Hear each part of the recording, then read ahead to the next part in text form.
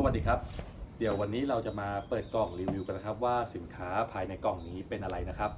สั่งมาตั้งแต่ตอน3 เดือน 3นะครับของก็ถึงเมื่อวานนะครับวันที่6 มีนานะครับ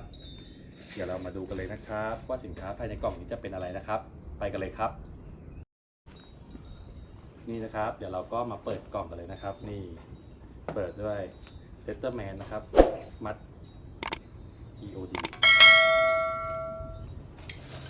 เราก็เปิดกันนะครับค่อยๆแกะนะครับทางร้านก็แพ็คสินค้ามาดีมากเลยนะครับแล้วก็ขนส่งก็จะส่งไว้อยู่นะครับมีรอยถลอกของกล่องนิดหน่อยนะครับเป็นรอย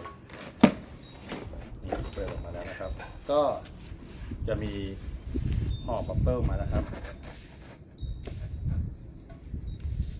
เราก็ตัดบับเบิ้ลออกก่อนนะครับนี่นะครับหลังจากที่เราแกะบับเบิ้ลออกแล้วนะครับเดี๋ยวเราก็มาดูกันเลยนะครับว่าข้างในจะเป็นยังไงนะครับนี่แกะมาแล้วห่อบับเบิ้ลมากันกระแทกมาให้ด้วยนะครับเก็บไว้ในกล่องก่อนบับเบิ้ลเรานี่ก็วางไว้บนกล่องก่อนนี่นะครับก็จะเป็น Fake Tail Evo Repeal นะครับนี่กล่องก็ดูสวยงามนะครับ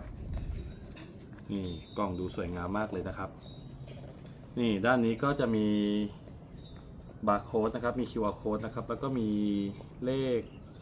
serial number นะครับขูดเอาแผ่นฟิล์มที่ติดอยู่นะครับเอาออกก่อนนะครับ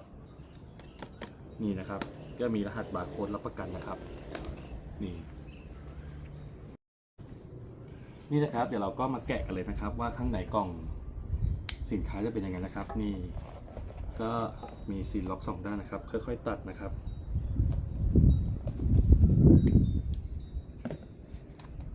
แกะออกมาแล้วโอ้แน่นอยู่ไม่อยากดึงแรงครับกลัวขาดนี่นะครับแกะออกมาแล้วนะครับ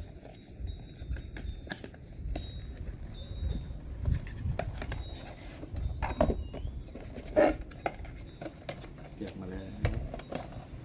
กล่องอันนี้ก็จะเป็นคู่มือนะครับFake Tail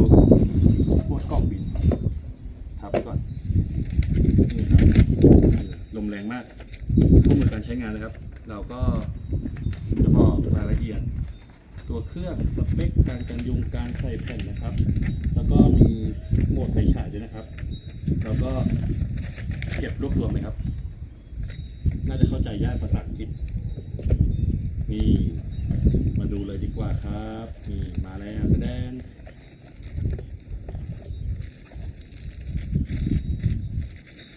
ห่อในถุงพลาสติกมานะครับ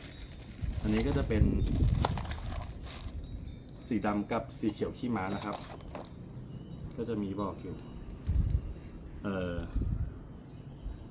น่าจะยังไม่ชาร์จแบตมานะครับกดไม่ติดเลยครับทรงสวยอยู่ครับดูแข็งแรงมีน้ำหนักนะครับขนาดก็ประมาณเท่ากับกระป๋องน้ำอัดลมเรานะครับขนาดไม่ใหญ่มากครับกำลังพอดีมือแถบด้านตูดนี่ครับจะเป็นแม่เหล็กนะครับเดี๋ยวลองกับมีดต่อที่ว่าติดได้ไหมติดได้ครับเป็นแม่เหล็กติดอยู่เลยครับนึบเลยแกะออกยากเลยครับน่าจะเป็นแม่เหล็กแรงสูงนะครับก็จะมีบอกอยู่นะครับรายละเอียดนี่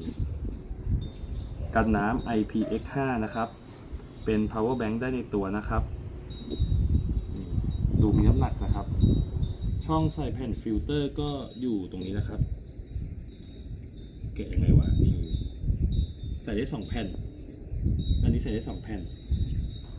ด้านนี้ใส่ได้2 แผ่นนะครับรวมแล้วใส่ได้4 แผ่นนะครับแต่ว่าถ้าเราจะไม่ใส่ทั้ง4 แผ่นก็ได้นะครับอันนี้ก็จะเป็นขาตั้งนี่ถ้าเราเลื่อนลงก็เป็นการหมุน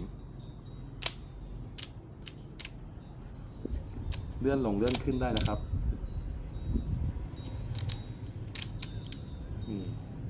เลื่อนลงเลื่อนขึ้นได้เป็นไฟฉายได้แข็งแรงอยู่นะครับไม่รูดง่ายนะครับช่องเสียบชาร์จ power bank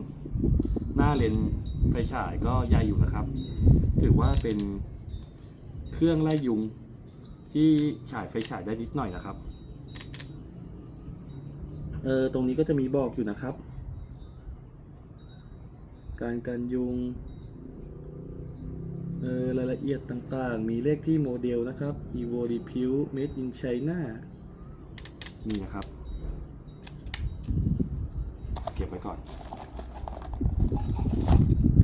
ส่วนอันนี้ก็อะไรวะสายชาร์จนะครับ Type A to Type C เก็บไว้ก่อนนะครับหมดแล้ว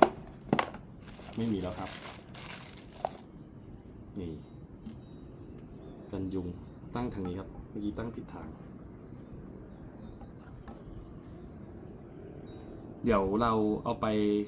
ชาร์จแบตกันก่อนนะครับเดี๋ยวไว้มีโอกาสเราจะไปซื้อแผ่นฟิลเตอร์มาแล้วก็มาลองรีวิวการใช้งานนะครับว่าใส่4แผ่นแล้วมันจะกันยุงได้ขนาดไหนนะครับว่ากันยุงได้จริงไหม